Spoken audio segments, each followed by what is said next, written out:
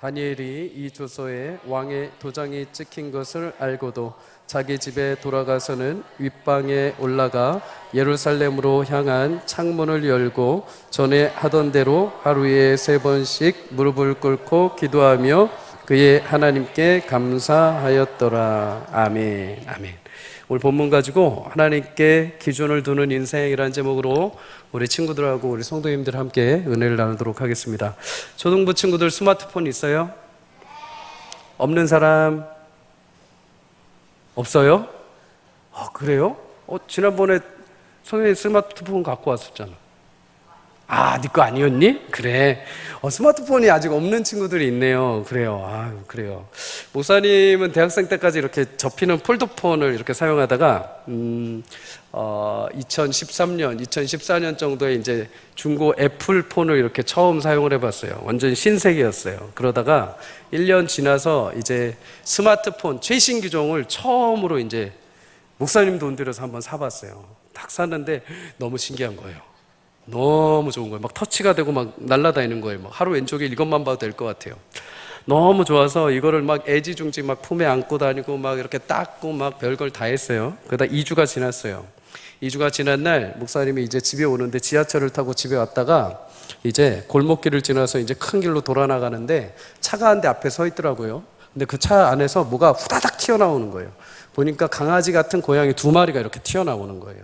근데 이 튀어나옴과 동시에 밤이었으니까 얼마나 놀랬겠어요. 그러면서 제가 뒷걸음질 치면서 그러니까 으악 하고 놀랬거든요. 근데 그때 제가 걸어갈 때 양손에 뭐를 들고 있었냐면 지갑과 휴대폰. 불안하죠? 근데 으아 하면서 분명히 저는 제 손을 분명히 잡고 있다고 생각하는데 이 손이 놓친 거죠. 그 순간 놓침과 동시에 하나를 뭔가를 잡았어요. 근데 뭘 잡았냐면 지갑을 잡았어요. 그래요. 고마워. 너무 위안이 된다, 얘들아. 그러면서 하나의 휴대폰은 땅에 이렇게 모서리가 한쪽에 딱 찍힘과 동시에 아스팔트에 이렇게 액정이 쭉 끄섰어요. 그와 동시에 저의 마음도 끓겼어요. 그죠? 그러고 나서 제가 집에 오는데 어떤 생각이 드냐면, 휴대폰을 바닥에 떨어뜨리니까 너무나 마음이 아픈 거예요. 너무 마음이 아프고, 이제부터 이 길에서 보여지는 이제 모든 동네 건달 고양이들 다 죽었다. 이런 생각만 들고 있는 거예요. 근데 집에 딱 와서 이제 씻고 잠을 자는데 아까 그 휴대폰을 이렇게 딱 보는데 제 마음이 변한 거예요. 어떻게 변한지 아세요? 아까까지 분명히 지하철을 타고 올 때까지는 막 눈에서 레이저가 나오고 막 모든 사랑의 총기가 다 나왔는데 지금 딱 보는데 그런 총기가 안 나는 거예요. 이제는 그냥 얘가 내 책상 위에 있는 수두룩하게 쌓여있는 물건들하고 별 볼 일 없는 애처럼 느껴지는 거예요. 아까 막 닦고 애지중지하던 휴대폰하고는 전혀 다른 느낌이 드는 거예요. 더 이상 내가 아끼고 싶지도 않고 더 이상 닦고 싶지도 않고 더 이상 액세서리를 얘를 위해서 내가 사겠다라는 마음도 들지 않기 시작을 한 거죠. 사람마다 조금씩 차이는 있을 수 있는데 내가 새 것이면은 처음에 되게 기분 좋아서 그것을 아껴요. 내가 아끼던 것을, 내가 귀하게 얻은 것을 막 처음에는 우리는 소중하게 맡겨요. 그런데 이게 기스가 나고 이게 혹시라도 망가지거나 찌그러지거나 내가 원치 않는 방향으로 뭔가 흠이 생기게 되면 그때부터 우리 마음은 조금 시들기 시작을 해요. 휴대폰을 처음에 장만할 때만 해도, 처음에 만났을 때만 해도 막 사랑의 마음이 있다가 조금 기스나고 조금 흠이 나니까 이제 그 뒤부터는 그냥 별 볼 일 없는 휴대폰이 되기 시작을 한 거죠. 초등부 친구들 이렇게 손을 한번 모아보세요. 이렇게 손을 저쪽을 향해서, 옆에 있는 친구들 보이면 안 돼요. 가슴에 올리세요. 그리고 이렇게 엄지손가락을 이렇게 앞에 대세요. 목사님한테만 보이게 해주세요. 그렇죠? 예. 다른 친구들한테는 이거 보이면 안 돼요. 자, 하나님이 보고 계셔요. 그죠? 자, 이렇게 손 올렸죠? 자, 예스면은 그대로 두시고요. 노면은 이렇게 내리시는 거예요. 알았죠? 예스면은 이거고 노면 이거예요. 나는 지금 연애를 하고 있다. 하나, 둘, 셋. 네 엄마 아빠 아니? 아셔? 내리세요. 그래요. 여러분 아셨어요? 엄마 아빠들? 네. 세상에 와 너도 연애하니? 그래 알았어. 그래요. 요즘 빠르기는 한데 이 정도일 줄 몰랐어요. 저는 한 명, 2명 있을까 했는데 절반 이상이 여러분들 부모님들 다 허락하신 거죠? 예. 그래요. 참, 얼굴만 보면 다 아닌데. 자, 다 멋지고 다 예뻐서 예, 연애를 시작할 수 있어요. 자, 미국에서 어떤 박사들이 사랑의 유효기간을 조사한 게 있어요. 사랑이라는 감정, 사랑이나 누군가를 좋아하는 감정이 생기면은 어떤 호르몬이 막 일어나게 돼요. 그래서 괜히 막 마음이 두근두근하고 보고 싶고 문자 보내기 싶고 괜히 때리고 싶고 막 이렇게 해요, 행동을. 그런데 이게 신기하죠. 이 호르몬이 막 일어나게 되면 그것뿐만 아니라 밥을 안 먹어도 배가 부르대요. 아니에요? 우리 뒤에 계신 선생님은 아니에요? 아니에요? 잠을 안 자죠? 잠을 안 자도 피곤하지 않대요. 놀라운 능력이죠. 누군가를 좋아하면 그런 능력이 생긴대요. 그런데 이 호르몬이 생성 기간이 있대요. 기간이 짧으면 8개월, 길면 2년까지밖에 안 된대요. 그래서 내가 아무리 좋아하는 남자친구, 여자친구라고 하더라도 8개월에서 2년 사이면은 그 감정이 그냥 평범해진다는 거죠. 그래서 우리 초등부 친구들, 아까 손 내린 친구들, 옆에 있는 친구가 연애한다고 부러워하지 마세요. 옆에 있는 친구, 다시 한번 손 들어 볼래요? 이거 누구였죠? 하나, 둘, 셋. 예, 그래요. 1년 안에 다 끝나게 돼 있어요. 2년 안 가요. 1년 안에 다 끝나게 돼 있으니까 부러워하지 마세요. 지금 여러분 스스로에게 집중해야 될 시간입니다. 굳이 누구를 사귈 필요는 없겠지만서도 이렇게 사람들은 뭔가 새 것, 처음에는 좋았다가도 시간이 들면은 사그라집니다. 또 누군가 좋아하다가도 시간이 지나면 또 그 마음의 감정이 사그라들죠.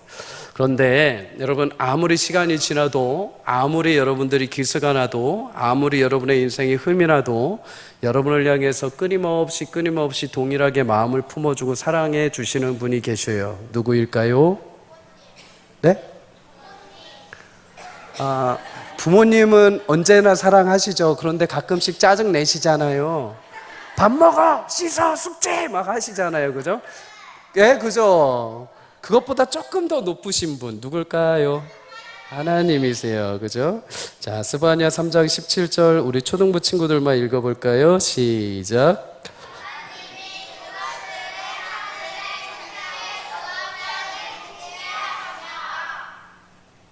그래요. 제가 다른 구절을 들었나 봐요. 이건가요? 아닌데. 제가 읽어드릴게요. 너희 하나님 여호와가 너희 가운데 계시니 그는 구원을 베푸실 전능자이시라. 그가 너로 말미암아 기쁨을 이기지 못하시며 너를 잠잠히 사랑하시며 너로 말미암아 즐거이 부르며 기뻐하시리라 하리라. 아멘. 초등부 친구들 여러분을 하나님이 너무나 기뻐하신대요. 그리고 너무 기뻐서 찬양하시고 춤추실 정도라고 이야기를 하고 계십니다. 우리 친구들 이 말씀을 꼭 기억하시기를 주의 이름으로 축복합니다. 그런데 이렇게 기뻐하시는 것뿐만 아니라 하나님이 여러분들에게 약속하신 것이 하나 있어요. 무엇이냐? 예레미야 33장 3절 우리 한번 읽어볼까요? 한 번 더 읽어볼게요. 시작.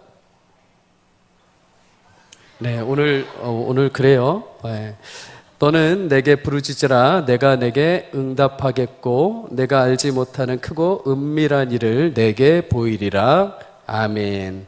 사랑하는 초등부 친구들, 여러분들이 하나님께서 너무나 많이 사랑하신대요. 그리고 사랑하는 여러분을 향해서 하나님이 기도하는 모든 것들을 들으시고 응답해 주신다고 합니다.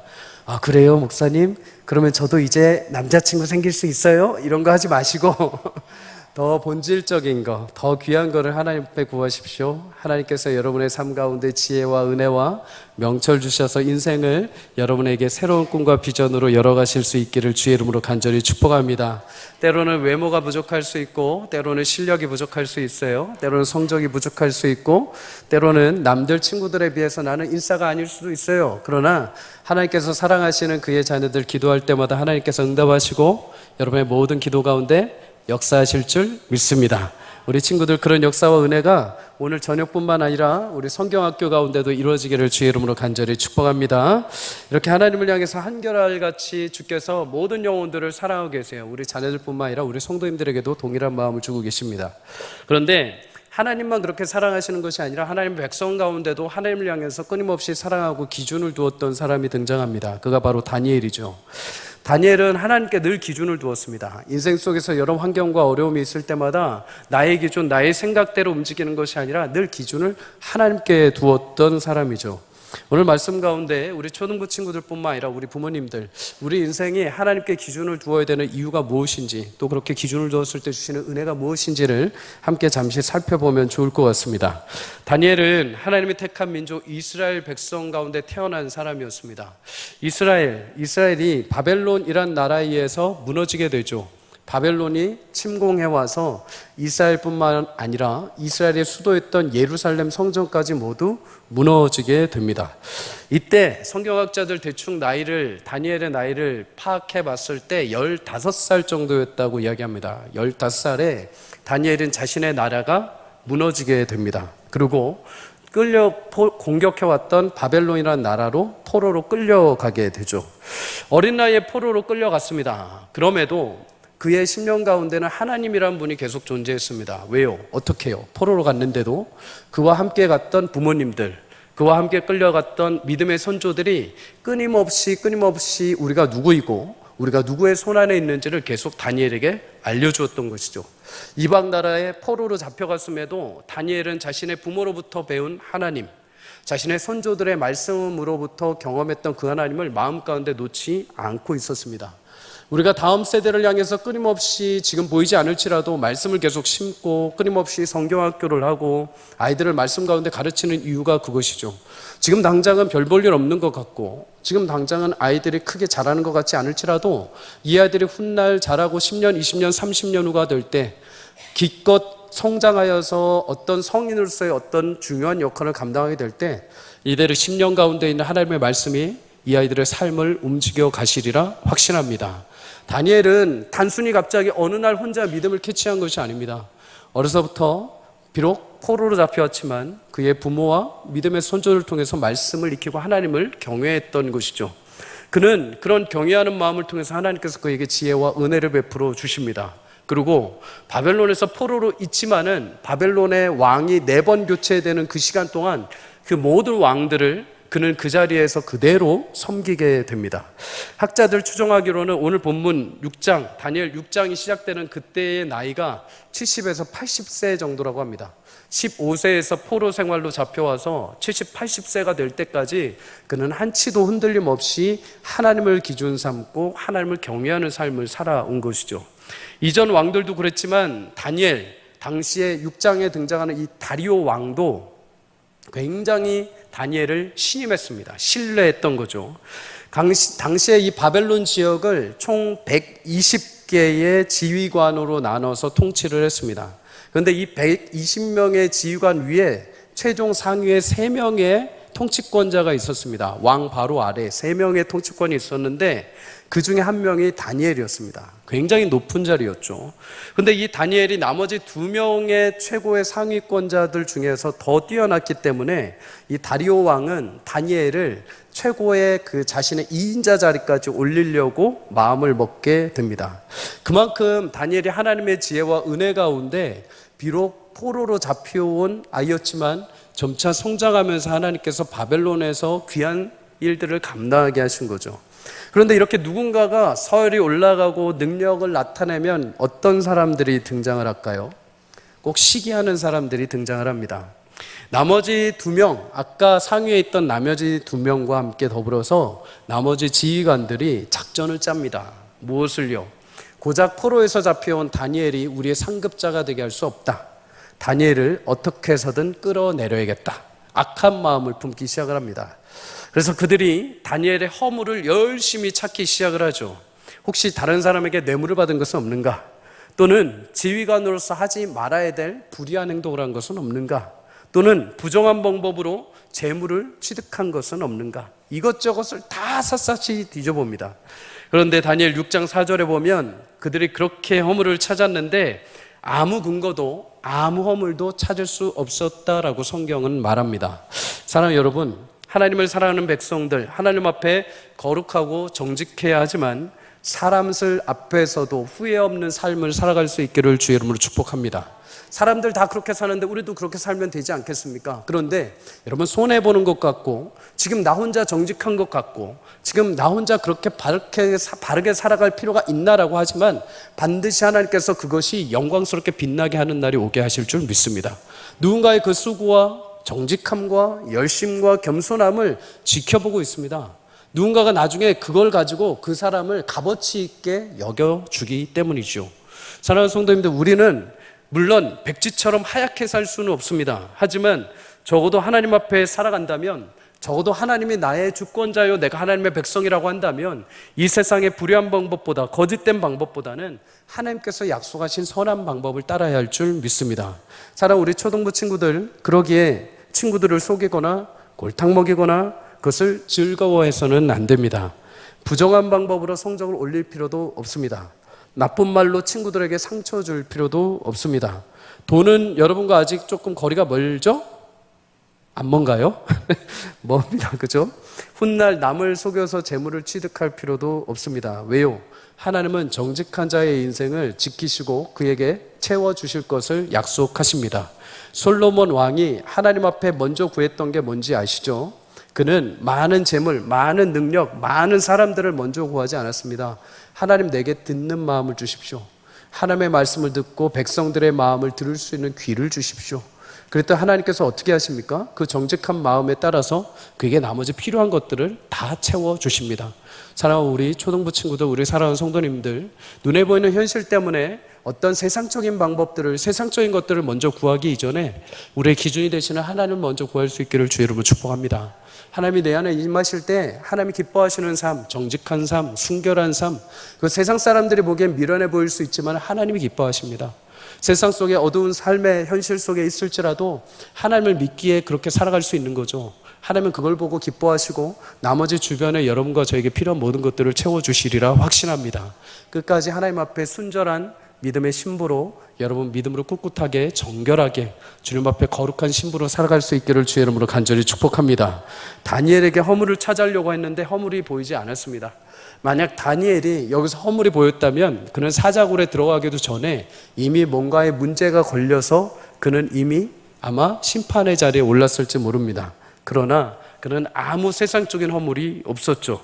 악한 관리들, 이제 다른 방법을 찾습니다. 어떤 방법? 다니엘이 섬기는 하나님을 걸고 넘어지려고 방법을 찾습니다. 그가 신뢰하는 그 다리오 왕에게 그들은 가서 건의를 하죠. 왕이여, 당신의 자리, 권세를 더욱 확고히 하기 위해서 30일 동안, 앞으로 30일, 한 달 동안 누구든지 왕 이외에 다른 신을 섬기는 모든 것들은 금지시키십시오.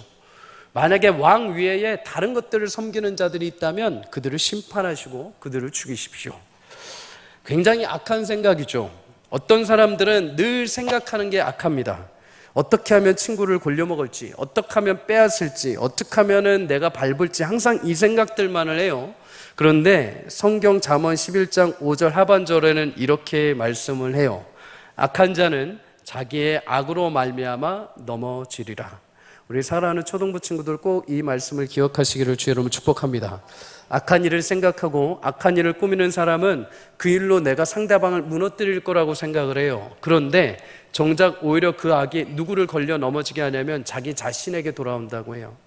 그래서 우리는 악한 사람이 누군가 나에게 악한 일을 행동할 때 거기에 대해서 반응할 필요가 없어요. 왜요? 그 악이 결국 그 사람에게 돌아갈 거기 때문이죠. 그 악한 마음과 행동의 결과, 그 모든 일들을 통해서 그 영혼은 자신 스스로를 패망하게 만들게 되어 있어요. 그러니 여러분, 누군가를 향해서 악한 마음 복수할 필요도 없고 어떻게 뺏을까, 어떻게 골탕을 먹일까 할 필요도 없습니다.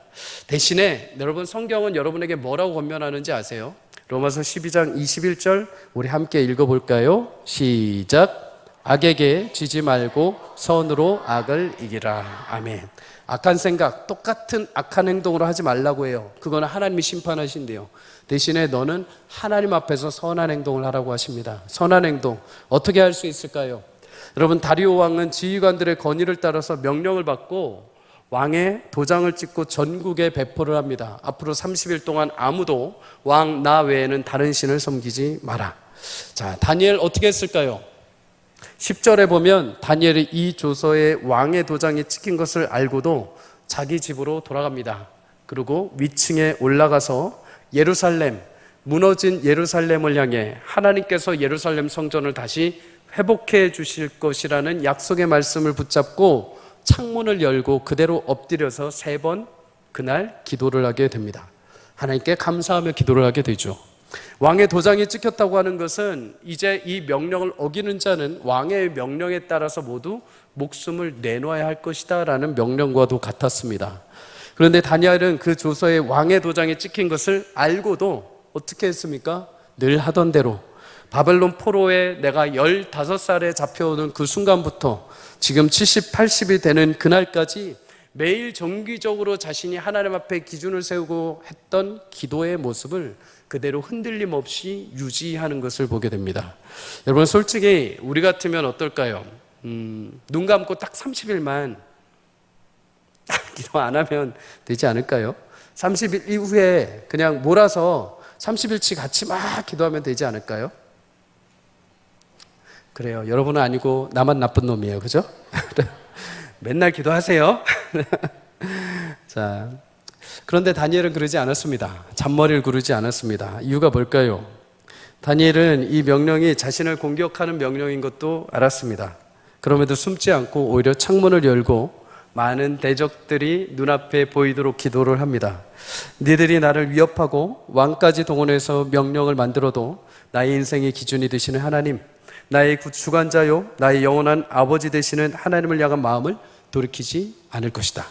설사 내게 어려움이 닥쳐 나의 하나님이 나를 구원해 주신다 하여도, 혹여 구원 안 해주신다 하여도 나의 기준을 흔들 수 없을 것이다.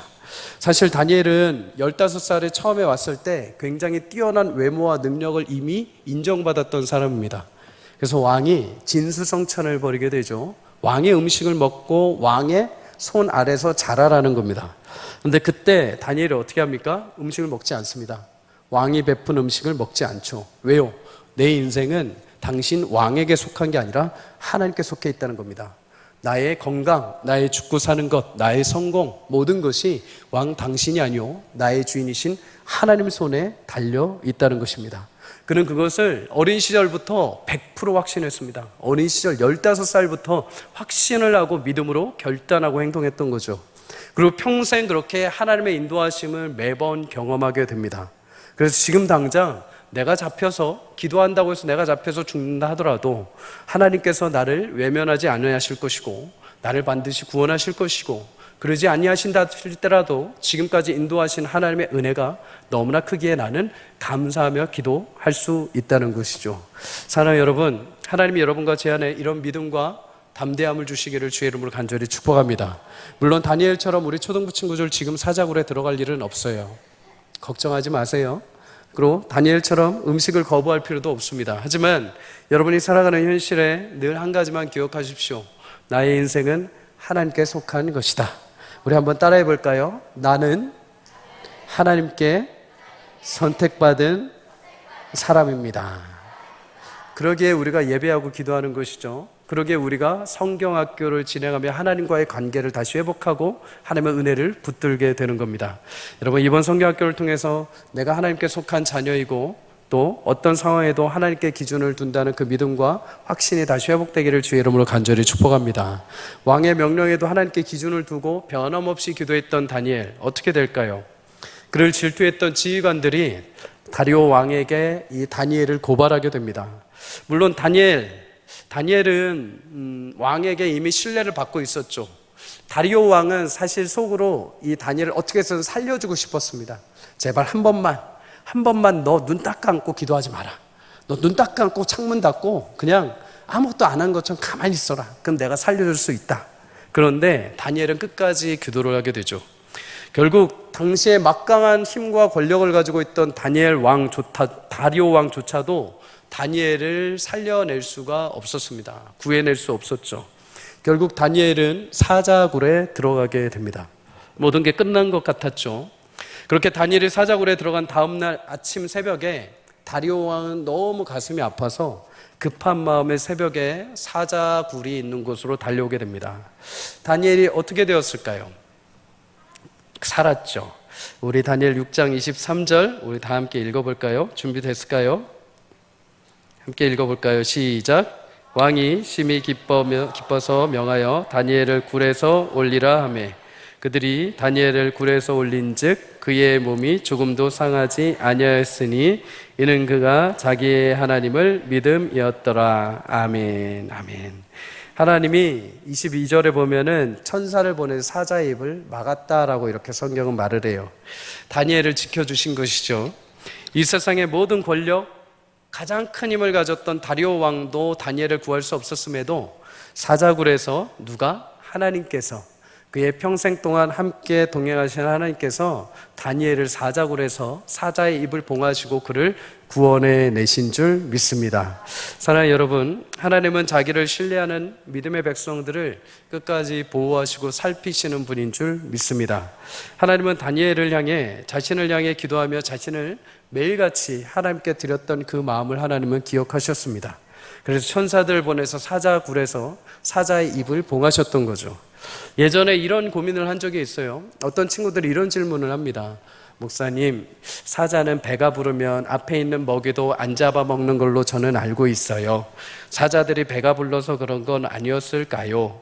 여러분, 그런데 그 뒤에 다리오 왕이 이 다니엘이 살아난 것을 보고 매우 화가 났습니다. 누구에게? 고관들에게. 다니엘을 고소한 고관들에게 매우 화가 나서 어떻게 하냐? 그 고관들과, 고소한 고관들과 그의 아내들과 그의 자녀들을 잡아서 거꾸로 사자굴에 모두 집어 넣어버립니다. 어떻게 됐을까요? 24절에 보면 그들이 굴바닥에 닿기도 전에 사자들이 그들을 움켜서 그 뼈까지 부스러뜨렸다라고 성경은 증거합니다. 사자는 먹을 수 있었습니다. 사자는 사람을 잡아먹을 정도로 굉장히 배가 고픈 상황에 있었습니다. 그런데 그 사자들의 입을 봉한 게 누굽니까? 하나님의 능력이요, 하나님의 천사들이었다는 것이죠. 하나님은 실제로 천사들을 보내셔서 그를 신뢰했던 다니엘, 끝까지 하나님께 기준을 두었던 다니엘의 생명과 그의 인생을 지켜주신 줄 믿습니다. 사랑하는 여러분, 다니엘의 신앙은 자신의 인생만 구한 것이 아닙니다. 거대한 바벨론 나라를 향한 하나님의 말씀을 전하고, 또 바벨론 당시의 왕이었던 메대 출신의 이 다리오 왕조차도 너가 믿는 하나님이 살아계신 분이다 라고 하면서 온 민족과 열방 가운데 하나님의 영광을 드러내는 통로로 사용된 줄 믿습니다. 여러분, 지금 그렇게 하나님을 신뢰하는 믿음의 자녀들이 우리 초등부 안에 일어나기를 주의 이름으로 간절히 축복합니다. 내게 지금 당장 악한 일들, 어려운 일들이 있습니까? 또는 친구들과의 관계 가운데 여러 마음 상한 일들이 있습니까? 또는 부모님 때문에, 또는 내 가정 환경 때문에, 내가 원치 않는 일들 때문에 우리 친구들 어려움에 처해 있습니까? 나의 실력, 나의 환경, 나의 상황. 그러나 여러분, 그 모든 기준을, 나를 향했던 기준을 하나님께 두시기를 주의 이름으로 축복합니다. 이번 성경학교 때 내가 내 인생에 내 마음대로 하고 싶었던 것들을 잠시 내려놓고 하나님께 기준을 두고 하나님을 경외하고 하나님께 기도 한번 해보십시오. 하나님께서 여러분들의 삶에 놀라운 역사와 은혜를 베풀어 가실 줄 믿습니다. 하나님을 만날 믿음의 귀한 자녀들 인생 방황하지 않습니다. 하나님을 알아가는 귀한 우리 청소년 아이들, 귀한 우리 초등부 아이들, 그 안에 하나님께서 주시는 비전과 소망이 생겨날 줄 믿습니다. 예수를 만나면 삶이 변화됩니다. 예수님을 인격적으로 만나면 예수님의 그 삶을, 여러분의 삶을 인도해 가십니다. 그러면 이제 여러분의 삶을 통해서 하나님께서 예비하신 놀라운 비전과 꿈이 이제 실현되기 시작을 하는 것이죠. 여러분, 성경학교 동안에 여러분 친구들과 즐겁게 보내고 재미있게 보내십시오. 그러나 여러분 집회 시간에 말씀 가운데 여러분에게 하나님께서 무엇이라고 말씀하시는 꼭 귀담아 들으시기를 축복합니다. 꼭 귀담아 들으십시오. 하나님이 여러분들 향해서 계속해서 말씀하실 때마다 그 말씀이 하나하나 흘려지지 않도록 하나님께서 내게 주시는 말씀인 것을 믿고 확신하며 받을 때 여러분 삶에 살아계신 하나님의 예수 그리스도의 증거와 은혜가 나타나게 될 줄 믿습니다. 사랑하는 성도님들, 이 놀라운 은혜가 우리 온 세대 이번 여름 성경학교 때 일어나기를 주의 이름으로 간절히 축복합니다. 사랑하는 성도님들, 한 영혼을 키우고 살리는 것은 쉽지 않습니다. 자녀들 키워오는 것처럼 여러분 경험하셨죠. 그럼에도 하나님께서 우리 다음 세대를 향해서 꿈과 소망과 비전을 두고 계신 줄 믿습니다. 교회 안에 다음 세대가 살아날 때 하나님께서 영적으로 그 안에 귀한 열매와 결실을 통해서 교회가 영적으로 부흥되고 회복되게 만들어 놓으신 줄 믿습니다. 물론 어렵습니다. 힘듭니다. 아이들 양육하는 게 포기하지 않고 인내를 가져야 하기 때문에 힘들 거죠. 그러나 바울이 얘기했던 것처럼 우리는 그저 심고 물 주는 자들입니다. 믿음의 선조들로서, 믿음의 부모들로서 포기하지 않고 기도하며 그냥 물을 주고 심었을 때 그것을 자라나게 하시는 분은 우리 여호와 하나님이신 줄 믿습니다. 자녀들이 반드시 훗날에는 그 안에 잠겨있던 씨들이 아름답게 꽃을 피우고 열매를 맺어서 훗날 주께서 보시기에 합당한 귀한 꽃과 같은 열매로 이 땅에서 주의 나라와 영광을 세워갈 줄 믿습니다. 자, 우리 초등부 친구들, 오늘부터 시작되는 귀한 여러분의 기도와 간절한 소망을 통해서 성경학교 때 하나님께서 응답해 주시기를 주의 이름으로 축복합니다. 모두 주님을 만나는 은혜가 있기를 주의 이름으로 축복합니다. 모두 마음 심령 가운데 예수님을 위해서 변화되어서 다니엘과 같이 하나님께 기준을 두고 어떤 상황과 환경 가운데도 하나님을 향해서 기도하고 예배할 때 여러분의 삶을 이끌어 가신 하나님을 삶 가운데 경험하고 놀랍게 여러분을 통해서 나라와 민족이 변화되는 귀한 은혜가 있기를 주의 이름으로 간절히 축복합니다.